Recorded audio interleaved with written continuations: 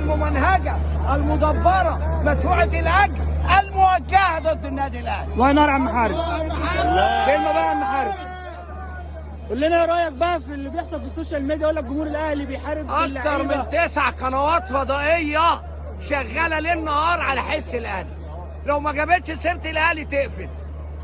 الحدث وامثاله وصدى البلد بلاش اسماء وتن، انا ما اخافش، وتن والشمس والكابتن ابراهيم عبد الجواد اللي عنده قله من امام، مش عارف امام عامل له ايه ده.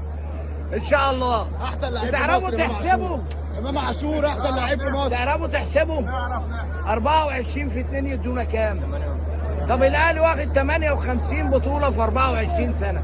في نادي في العالم عمل كده؟ واحد بيبص لي ومش مصدق. طب احسب على ايدك 15 دوري عام، 15 سوبر مصري، 9 كاس مصر، يبقوا كام؟ 39 و10 ابطال دوري يبقى 49 و7 كاس سوبر يبقى كام؟ اديني كده. واحده 56 واحده كونفدراليه وواحده بتاع العين الامارات. 58 بطوله ومش عاجبين البشوات. نتغلب ماتش عايزين يولعوا في النادي.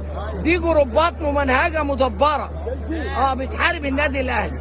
مفيش نادي على طول هيفضل طول عمره. احنا نادي البطولات، نادي الانجازات، نادي البطولات والانتصارات. بقول لك جمهور الاهلي ده حماه. كنا دخلنا الموسم ايه بقول لك ايه؟ انت داخل الموسم بنسبه 60%، لو بجناح كمان ولا مهاجم تدخل ب 70%. صلي على المنافس قدر الله ما شاء فعل. اعرف ارد عليك. كلمه بقى للجمهور الاهلي، كلمه جمهور الاهلي اللي بيحب الاهلي يجي يشجعه، اللي بيحب الاهلي يدعمه، اللي بيحب الاهلي يسنده، ما يمشيش ورا المدلسين والمضللين والمطبلين والرقاصين والمرتشين والفاسدين والفاشلين. كل دول فشله مش عارفين ياخدوا بطوله. يقول لك الحكام، هو سيراميكا ملوش بلن، زلاكا ملوش جون شرعي. لا، قال لهم هنا ابو رضا اللي جاي يصلح الكره المصريه الفاسد بيقول لهم ايه؟ قدموا شكوى عشان تغطوا على المباراه دي. راحوا مقدمين شكوى في الحكام. انا معاك ليكوا بلن.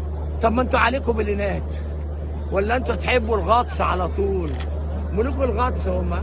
وزيزو افضل لاعب بيلعب في مراخيره، مش كده برضه؟ حسين الشحات ربنا يحملكم. سيد عبد الحفيظ بيدي جامد.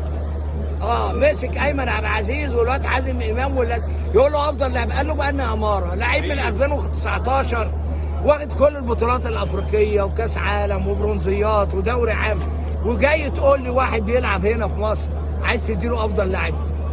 بيزعلوا يا جماعه والله العظيم. احنا نادي رباني، النوايا بتاعتكم عشان حلوه ربنا بيبعت لنا. فاكرين قفشه؟ والله جون قفشه ريحنا من صداع 100 سنه. والله كانوا هيمشونا من مصر، هيلعوا لنا مالطا ويقولوا لنا امشوا من هنا. ربنا قال لهم خد يلا.